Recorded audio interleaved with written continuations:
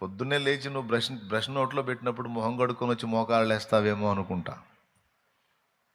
మోకాళ్ళు వేస్తావు, వస్తావు, నాతో కూర్చుంటావు, కాసేపు మాట్లాడతావని, మొహం కడుక్కుంటావు, బ్రేక్ఫాస్ట్ చేస్తావు, తింటావు ఏదో ఒకటి, తిన్న తర్వాత నువ్వు వచ్చి మోకాళ్ళు వేస్తావేమో అనుకుంటా.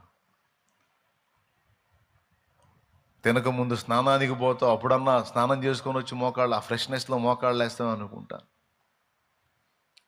కొంతమంది మోకాళ్ళు వేస్తారు, చక్కగా స్నానం చేసుకొని వచ్చి ముందు ఫ్రెష్గా మోకాళ్ళు వేసి ప్రభువా అని కాసేపు గడుపుతారు, సంతోషం. అట్లా నువ్వు చేసే ప్రతి పని తర్వాత నువ్వు స్నానం చేసుకొని ఏదో తిని వెళ్ళిపోతావు. పోనీ లంచ్ బ్రేక్లోనన్నా కాసేపు నాతో కూర్చుంటావేమని చూస్తా. నీ ఫ్రెండ్స్తో కలిసి పిచ్చాపాటి మాట్లాడుతూ ఉంటావు. సరేలే, ఏదో బిడ్డ బిజీలో ఉన్నాడు, సాయంత్రం వస్తాడు కదా, వచ్చిన తర్వాత స్నానం చేసుకున్నప్పుడు కూర్చుంటాడు, మళ్ళీ సాయంత్రం దాకా కనిపెడితే మళ్ళీ సాయంత్రం కూడా వచ్చి ఫ్రెష్గా స్నానం చేస్తావు, ఏదో తింటావు, ఆ సెల్లో టీవీయో చూసావు, నిద్ర వచ్చింది.